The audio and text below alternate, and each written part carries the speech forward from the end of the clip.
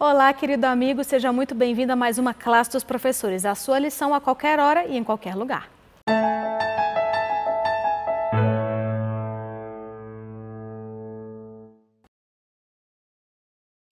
Vamos estudar essa semana a lição de número 4, que tem como título Vendo a Face do Ourives. Mas antes da gente começar, você já sabe, né? Ajuda a gente a divulgar o canal. Se inscreve no nosso canal Adventistas Lago Sul, ativa o sininho das notificações para você saber quando tem vídeo novo no canal. Deixa o seu joinha aqui, dá um like no joinha aqui embaixo e manda o seu comentário. A gente lê todos os comentários, nós oramos pelos pedidos de oração e nós gostamos muito de ver o nome de vocês e de onde vocês estão nos acompanhando. Então hoje eu queria dar um abraço especial, mandar um abraço especial para 4 pessoas que há um tempinho atrás deixaram os comentários aqui no vídeo da classe dos professores, que são a Adélia, que acompanha a gente lá de Benguela, a Yas de Nazaré, Tipiandalo, em Angola, o José Pimba, que acompanha a gente lá de Moçambique, a Maria Candelária, que pediu para mandar um abraço para o pessoal de Corumbá, um abraço para vocês, nossos irmãos queridos aí de Corumbá, e a Lete Santiago, que acompanha a gente lá de Portugal. A gente fica muito feliz de poder ajudar vocês e a gente fica feliz porque vocês também contribuem no nosso estudo aqui nos comentários. Então, para a gente começar, eu vou apresentar para vocês os nossos professores. Lá na extremidade direita nós temos a Gisele. Seja bem-vinda, Gisele. Obrigada, Jéssica. É um prazer estar aqui novamente com vocês. Prazer é nosso. A Gisele é a esposa do pastor Hugo e ela é membro da Igreja Central de Posse. Ao lado dela nós temos o Gilson. Bem-vindo, Gilson. Muito obrigado, prazer sempre estar aqui com os irmãos para estudar a palavra. Amém. O Gilson é membro aqui da Igreja Adventista do Lago Sul. E ao lado dele nós temos o nosso querido pastor Hugo. Seja bem-vindo, pastor. Obrigado, Jéssica. É um prazer estar aqui novamente para juntos nos aprofundarmos no estudo da palavra. Amém. O pastor Hugo é pastor do distrito de Posse. Meu nome é Jéssica e eu também sou membro aqui da Igreja Adventista do Lago Sul. Então, para a gente começar, Gilson, você faz uma oração para nós? Claro. Pai que está nos céus, obrigado, Senhor, por mais esta oportunidade do estudo da Tua Palavra. Que ela possa fazer parte da nossa vida, possa trazer sentido à nossa existência, que possamos aprender cada dia mais o que virá e como nos comportar e o que esperar do fim deste mundo. Para isso nos prepara, Senhor, vem estar conosco, não Amém, só Senhor. conosco aqui, mas com todos os que estão ouvindo esta palavra. É o que pedimos e agradecemos por Jesus. Amém. Amém. Ok, vamos iniciar então o estudo da lição de número 4, que tem como título Vendo a Face do Ourives. E a lição dessa semana fala justamente sobre como Deus procura nos purificar. Pastor, lá no início, né, quando a gente lê no início a história da criação, a gente vê que Deus criou o homem à sua imagem e semelhança, mas isso foi deturpado, né, deturpado com a vinda do pecado. Sim, Jéssica, com a entrada do pecado no mundo, nós passamos a ter uma natureza corrompida, né, corrompida pelo pecado. Há então uma disruptura entre o Criador e a criatura e havia um paralelismo entre esses dois, então há uma disruptura e o homem passa não a perder a imagem, mas ter a imagem distorcida, né? Nós temos ainda a imagem do Deus Criador, somos imagem de Deus quando servimos a esse Deus, mas dentro de nós também caminha uma natureza pecaminosa e isso nada tem que ver com o Deus Criador, não é? Então, não somos mais a imagem e semelhança deste Deus. Somos a imagem e semelhança quando servimos ao Senhor, mas a nossa natureza, por si só, ela foi corrompida. Há uma corrupção do homem ao se rebelar contra o próprio Deus, contra o seu próprio Criador, né? Isso é muito triste, né? A gente vê que, além dessa consequência, tivemos muitas outras, né? E nós, infelizmente, estamos imergidos em uma grande batalha entre o bem e o mal. E é claro que batalha já não é uma coisa boa, né? Não. Ninguém gosta, ninguém quer. Mas ainda é mais fácil quando você está numa batalha física, onde você consegue ver o seu oponente. Mas, infelizmente, né, Gilson, a gente está num campo, né, muito diverso, onde a gente não consegue ver quais são as forças que estão lutando contra e a favor por nós. E a história de Jó, ela fala muito sobre isso, né? Jó é aquele indivíduo que entra na história, parece que para sofrer, né? Porque a gente fala assim, sofreu que nem Jó. Porque ele foi atingido por uma coisa que ele não sabe nem o que foi, né? se ele tivesse a mínima referência aí, assim, o que eu fiz, né?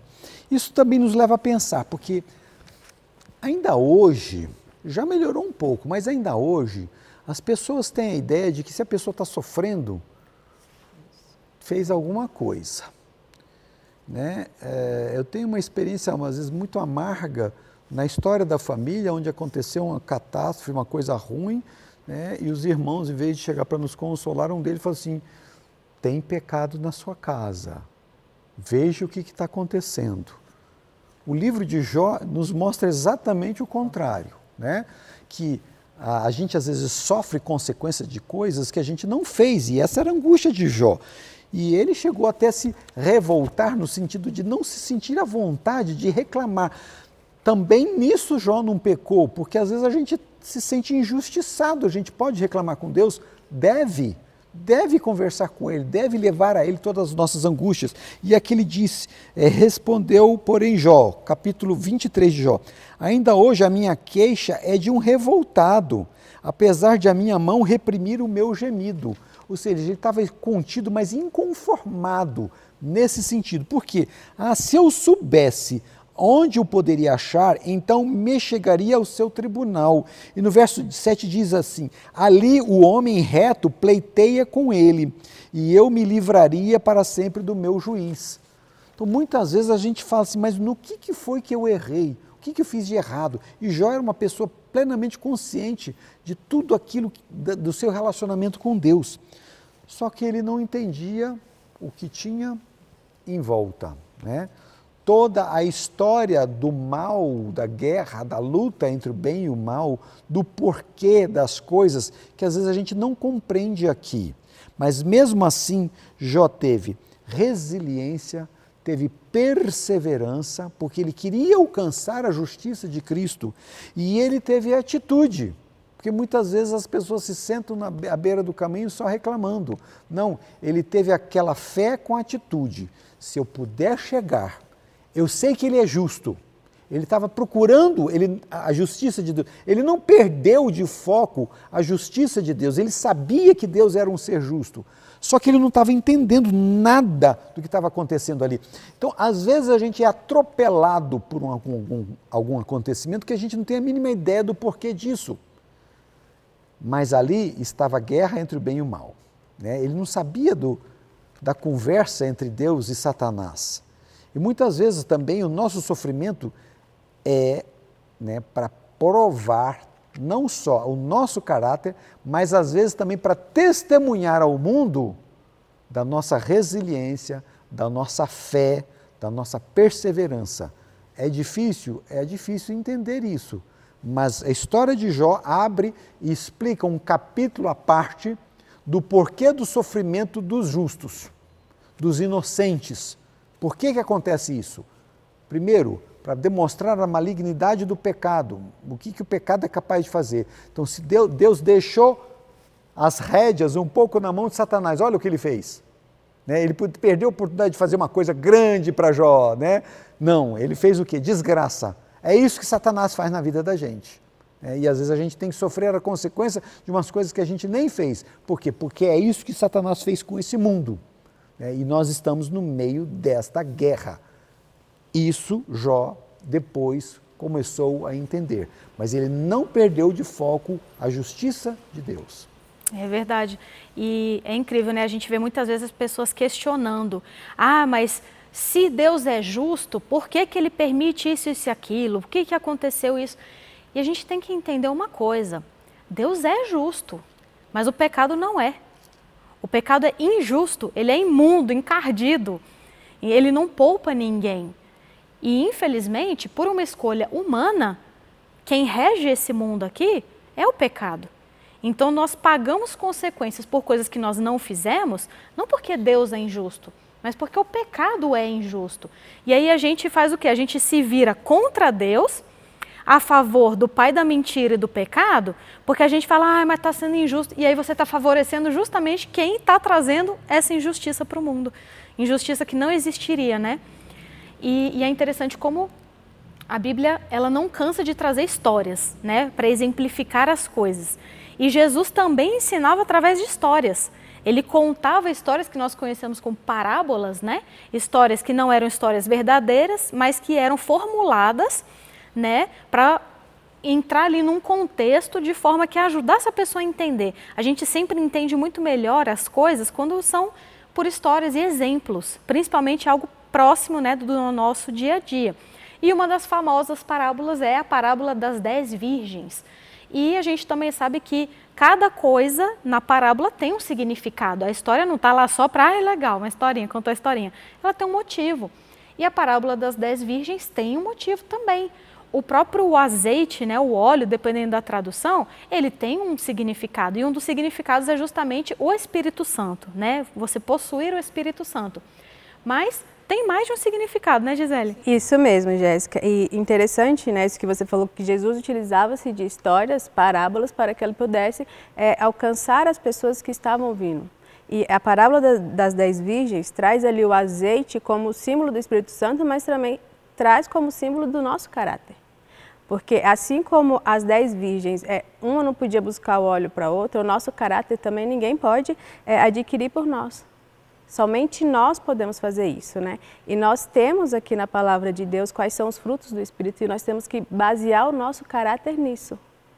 Porque se Jesus deixou lá uma forma da gente se aproximar dele, de ter uma vida parecida com a dele, a gente tem que buscar isso. E os frutos do Espírito, eles estão aí para que nós possamos formar o nosso caráter à semelhança de Cristo, né? E interessante ver também na parábola que está em Mateus 25, de 31 a 46, e você pode acompanhar lá na sua Bíblia, que os critérios utilizados na separação ali das ovelhas e dos cabritos, que está falando na parábola, era justamente a questão do caráter e das obras. Não que Jesus ensine que a salvação é pelas obras, né? Mas que nós temos que entender que essas obras elas vão desenvolver o nosso caráter e elas são importantes para que nós possamos continuar a nossa caminhada cristã.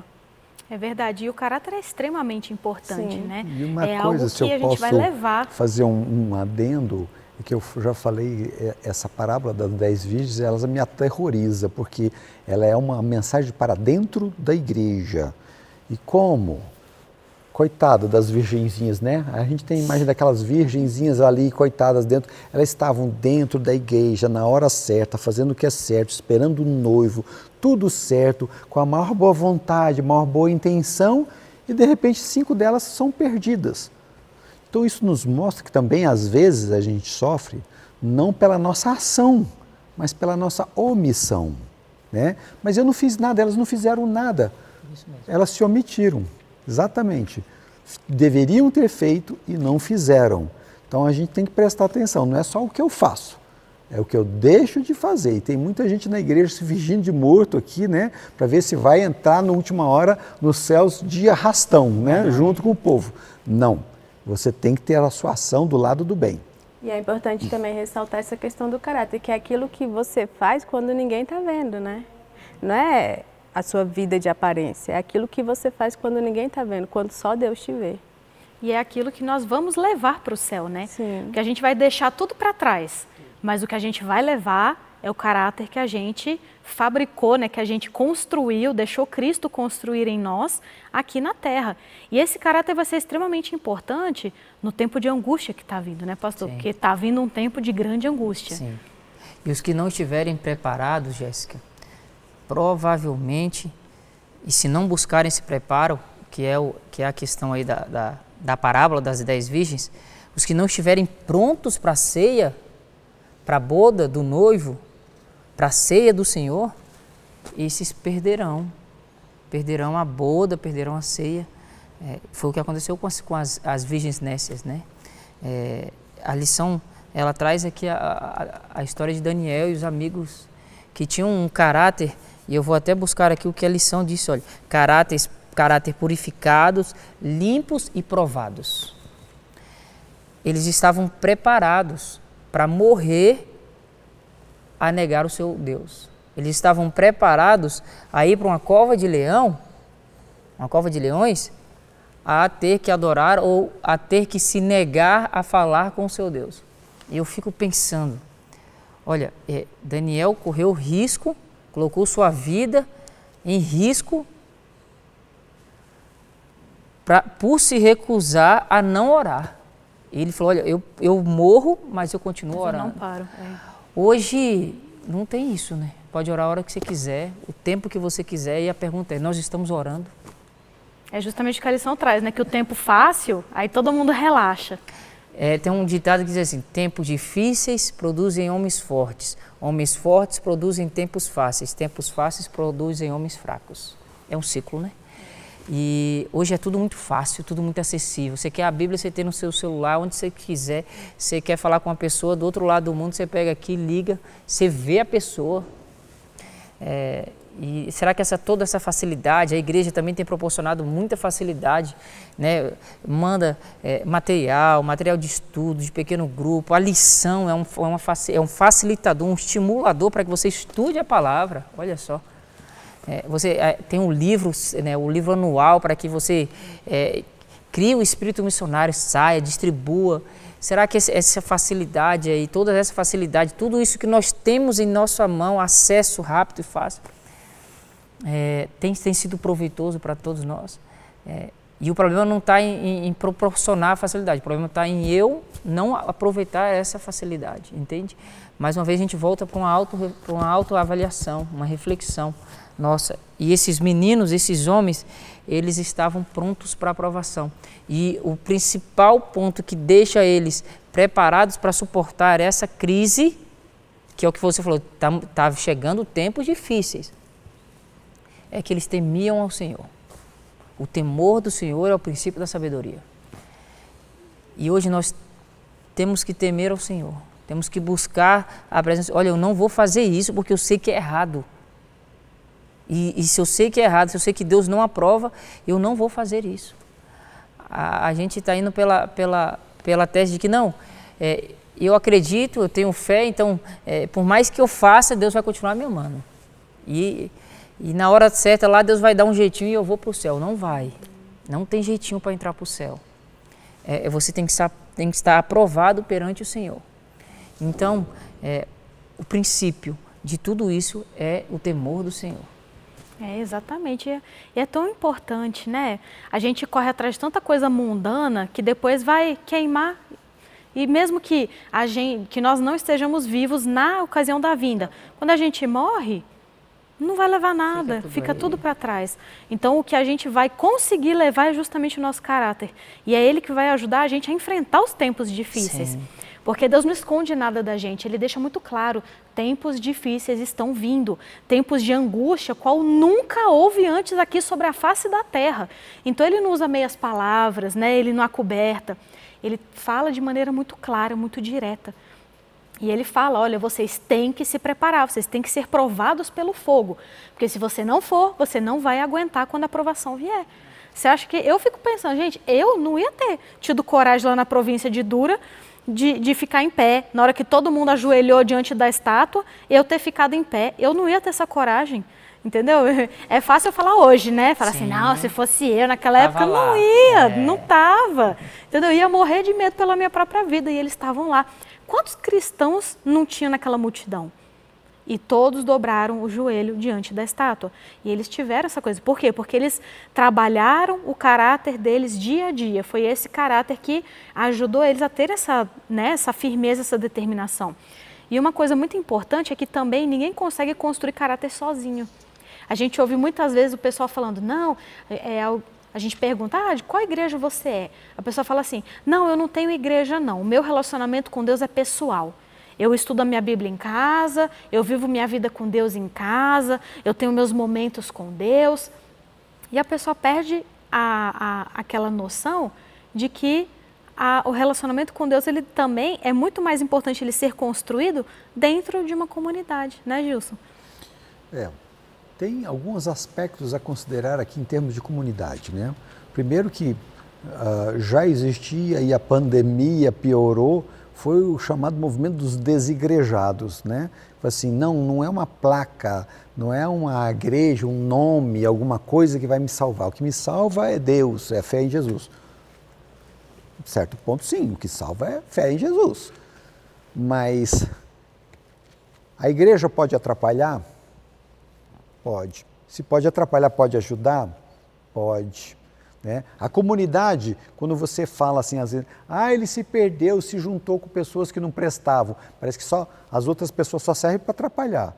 Não, elas nos servem para nos ajudar. Antes sejam dois, porque se um cair, o outro levanta. Ninguém é sozinho nesse mundo, né? Então, primeira coisa, nós somos uma igreja, eclésia, uma comunidade de santos, buscando aperfeiçoamento, né? E o texto aqui de Paulo, que é maravilhoso, porque ele deu dons diferentes, ele deu aptidões, ele deu características das pessoas, né, diferentes, que é exatamente para aperfeiçoamento. E o que diz aqui?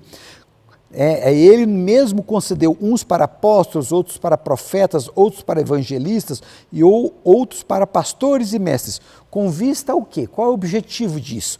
Ao aperfeiçoamento dos santos, para o desempenho do seu serviço, para a edificação do corpo de Cristo. Nós somos o corpo de Cristo. O corpo não é só feito de mão, de pé, né? Cada um tem uma função, por mínima que seja. Mas eu tenho uma função tão mínima. Pode ser uma unha, meu irmão, mas se infeccionar aquela unha, o corpo vai padecer de uma forma que você não acredita. Então, nós todos somos corpo de Cristo, para que nós cheguemos a unidade na fé. Para quê também? Paulo nos falou, olha, quando eu for, vão entrar lobos vorazes no meio de vocês, para poder destruir. Para quê? Para que não mais sejamos como meninos agitados de um lado para o outro e levados ao redor por todo o vento de doutrina, pela artimanha dos homens, pela astúcia com que induzem ao erro. Não é o que está acontecendo?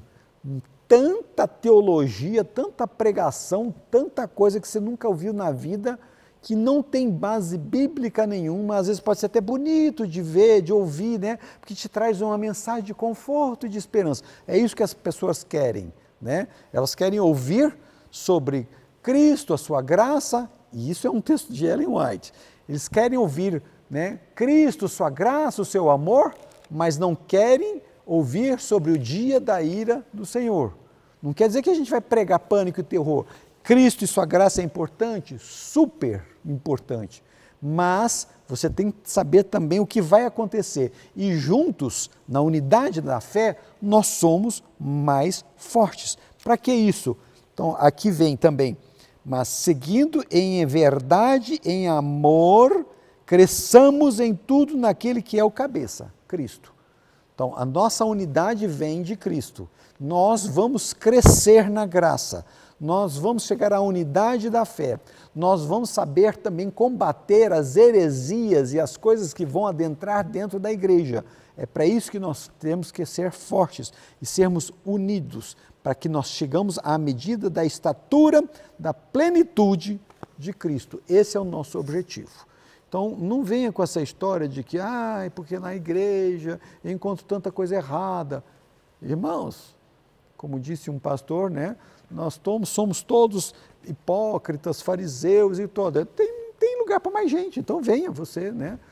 Você é bem-vindo aqui, porque se você for perfeito, então, por favor, não entre na igreja, que aqui só tem pecador em busca da santificação, né, lutando, e nós unidos, nós, quem sabe, sejamos mais fortes. Mas se você acha que você é perfeito, ótimo, fique aí sozinho e vamos ver o que vai acontecer, né? Se você não divide o seu amor com o próximo, você já está em erro também.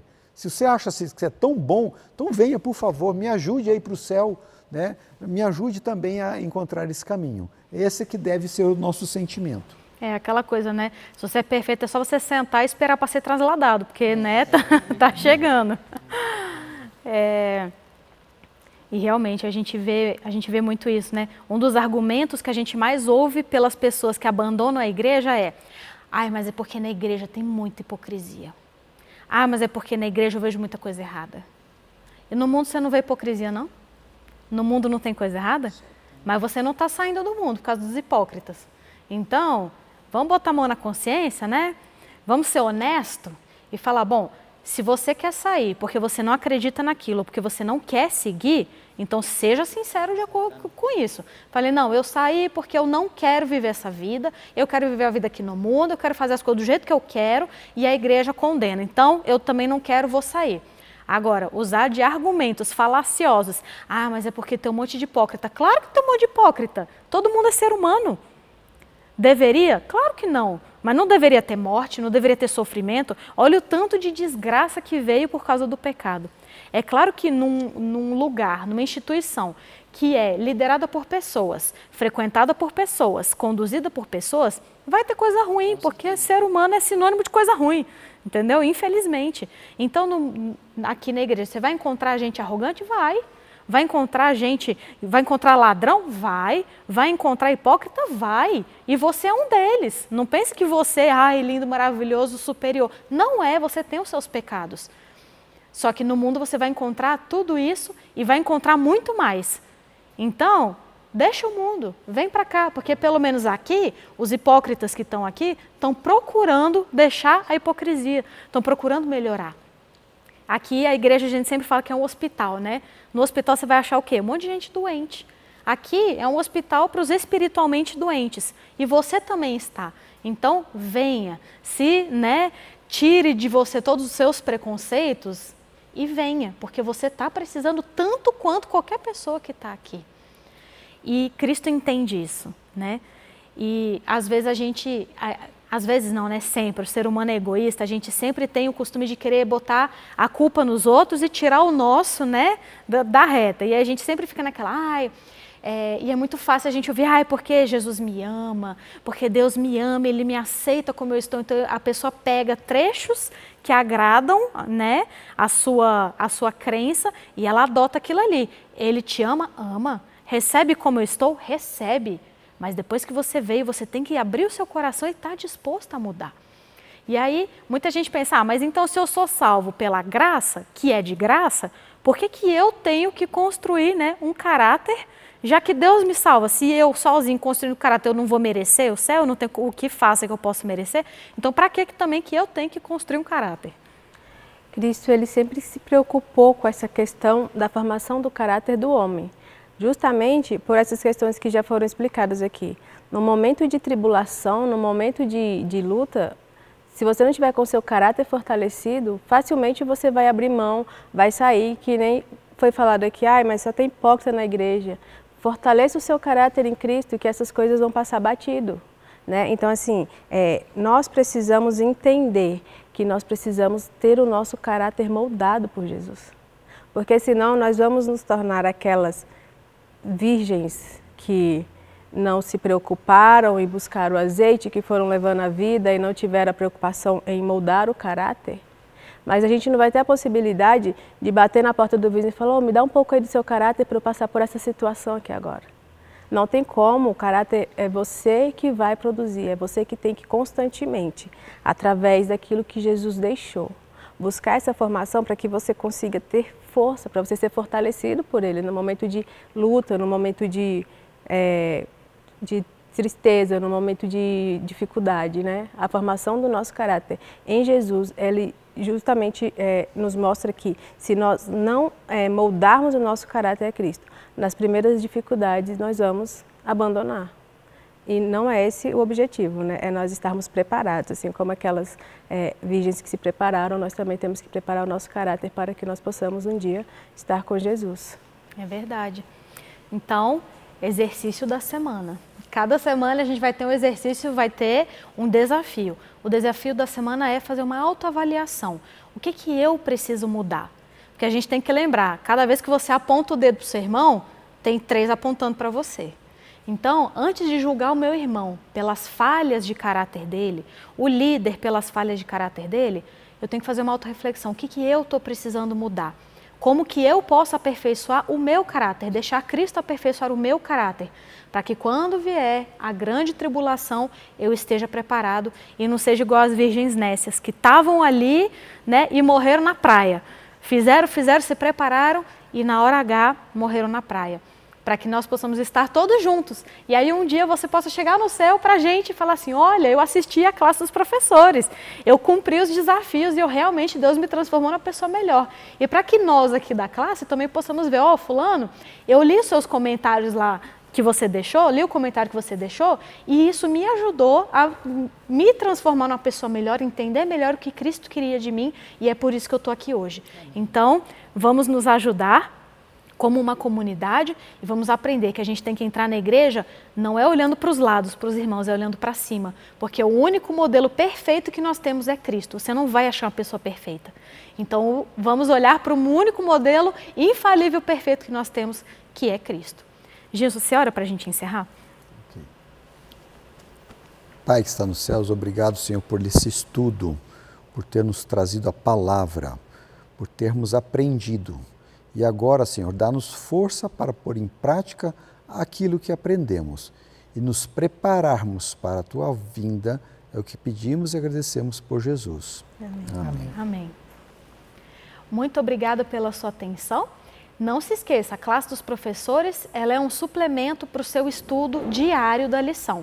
Deus está lá te esperando todo dia para você ter o seu momento com Ele, para Ele ajudar a aperfeiçoar o seu caráter. Então, nunca negligencie o estudo da sua lição.